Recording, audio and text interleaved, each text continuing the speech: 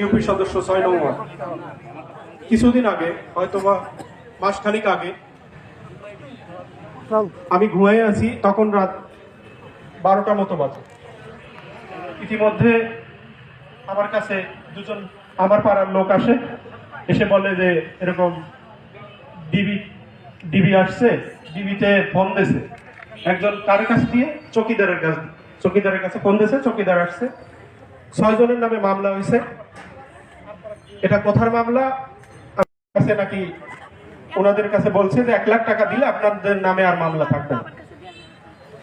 আগে বেশি চাইছে, 1 লাখ টাকা মিট হয়েছে। তারপর আমার কাছে আসছে, আমি যাই বলছি না, টাকা দেওয়ার দরকার নেই। আমি বলে টলে এসে বাড়ি এসে ঘুমাইতে পারি না, আমার কাছে ফোন আসছে। ফোন আসলে আমি রিসিভ করছি, রিসিভ করার পরে বলছে যে আপনি জীবন সাহেব? আমি বললাম হ্যাঁ। তা বললো যে আপনি গেছেন ওখানে, যে টাকা দিতে নিষেধ করছেন কেন? তা আমি বললাম যে 4-5টা ছেলের নাম বলছেন, আমি 3-4 বছর দেখি ও রাজমিস্ত্রির কাজ করে, একজন কাঠমিস্ত্রির কাজ করে, তাহলে ও খারাপ হলো কিভাবে, ওর নাম আসলো কিভাবে? তা বলতেছে আপনি কি এগুলো পালেন নাকি? আপনি এগুলো পালেন না, এদের কাছ থেকে অর্থ সাহায্য নেন? আমি বললাম না তো, এর ধরনের কাজ না। তা বলতেছে তাহলে এরা একটু আগে টাকা দিতেছিল, তা এখন দিচ্ছে না কেন? তাই আমি বললাম যে আমি নিষেধ করছি, আমি তো জানি যে এরা কাজ করে, কি কাজ করে, তাহলে এদের নামে তো মামলা থাকার কথা না। যাই হোক, আমি বাড়ি চলে আসছি।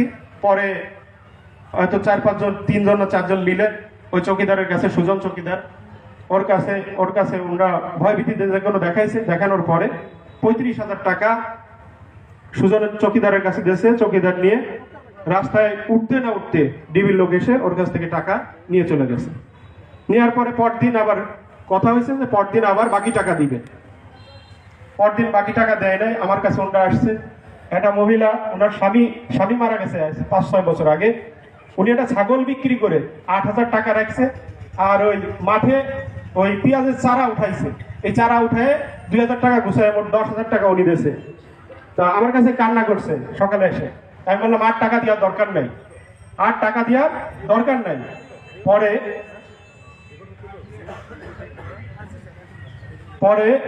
আমি বললাম যে 8 টাকা দেওয়ার দরকার নাই। বলতেছে আমরা তো 8 টাকা দিতে পারবো না বাবা, আমি কিভাবে দিব? তো এই যে 1 মাস আগে ডিবি এই কাজটা করলো, সুজন চৌকিদার আছে, ওর কাছে হয়তো নম্বর আছে সেই ডিবিটার, আমার সাথে ওনার সাক্ষাৎ হয় নাই।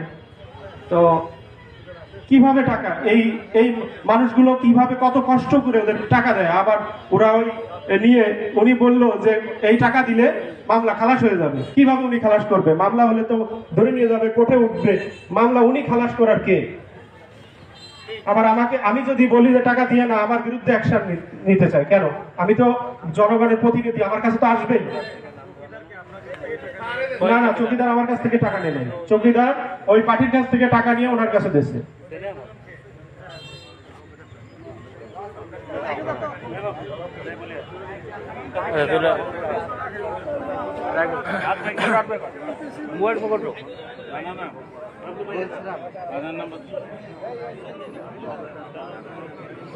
আমি ফোন দিয়ে দেখি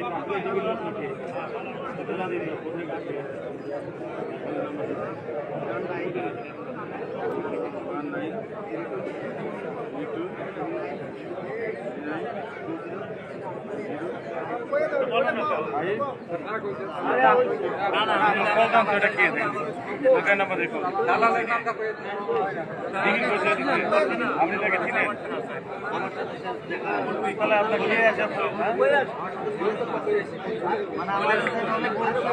আপনি কিভাবে চিনেন তাকে? আপনি আপনার বক্তব্য বলেন।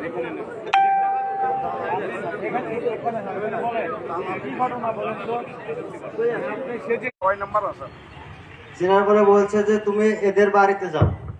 এদের বাড়িতে যাওয়ার পরে এদেরকে বলো যে, হ্যাঁ আমাকে বলতে বলছে যে এদের চেনো কিনা।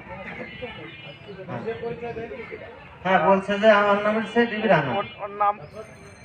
তারপরে বলছে যে এদেরকে তুমি কি চেনো? আমি বলছি হ্যাঁ, আমার ওয়ার্ডে আমি চিনি। তা বলছে যে এদের নামে তো তোমার সিলেটে মামলা হয়েছে। হ্যাঁ, সবাই আছে। সিলেটে মামলা হয়েছে, তা তুমি এদের অভিভাবকদের সাথে আমার একটু কথা বলাই দাও। আচ্ছা ঠিক আছে, আমি সেইভাবে বারে বারে গেছি, যে ওনাদের অভিভাবকদের সাথে কথা বলাইছি।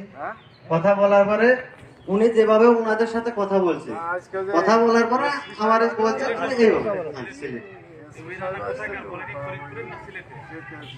না, উনি বলছে আমি ফরিদপুরে।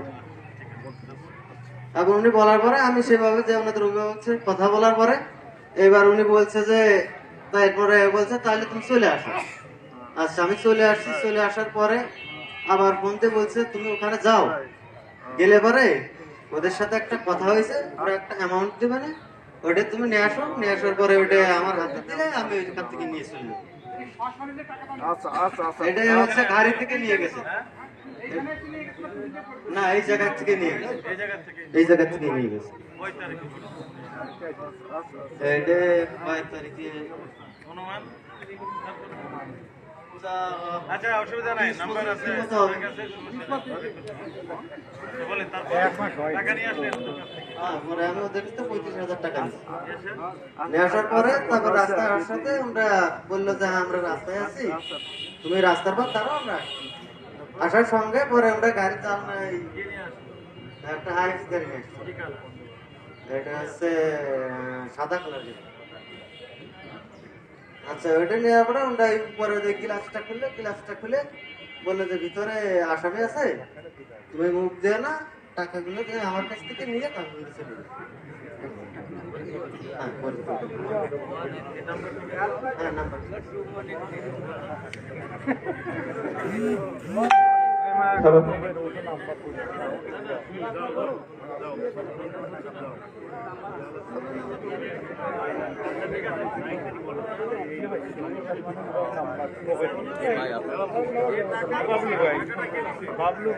টাকাটা 3 জন মিলে দিয়েছে।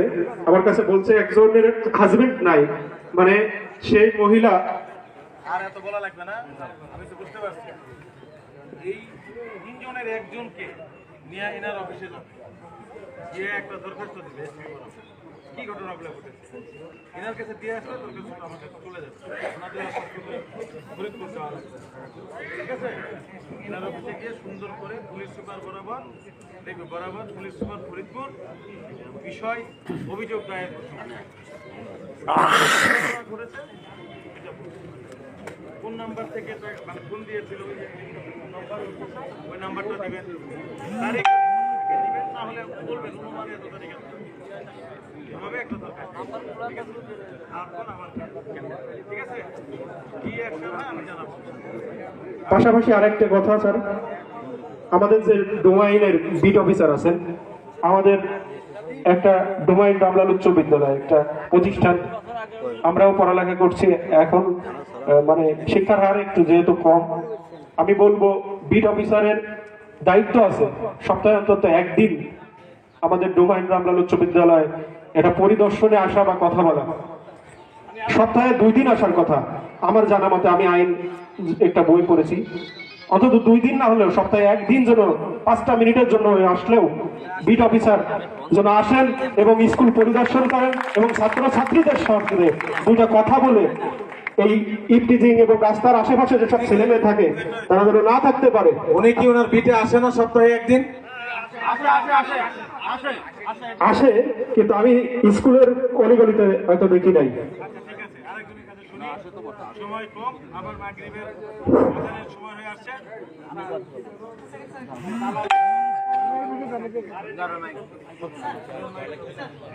স্যার আপনার অনুমতি নিয়ে স্যার একটি কথা বলে, জীবন আমার নাম্বার তো আপনার কাছে আছে, এত বড় একটা ঘটনা ঘটলো, আমাকে কি মনে হয় আপনার অন্তপক্ষে একটু বলতে পারতেন, তাই তো?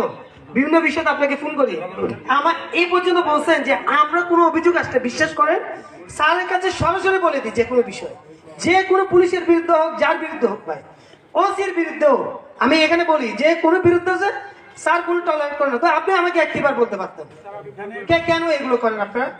জি স্যার।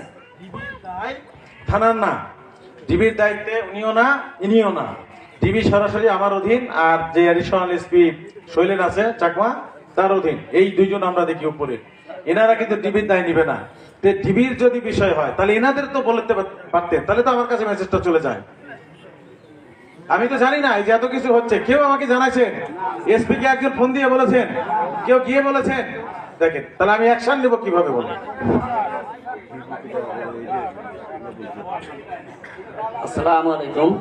আপনাদের এই মধুখালীর কোন লোকজন কি এসপি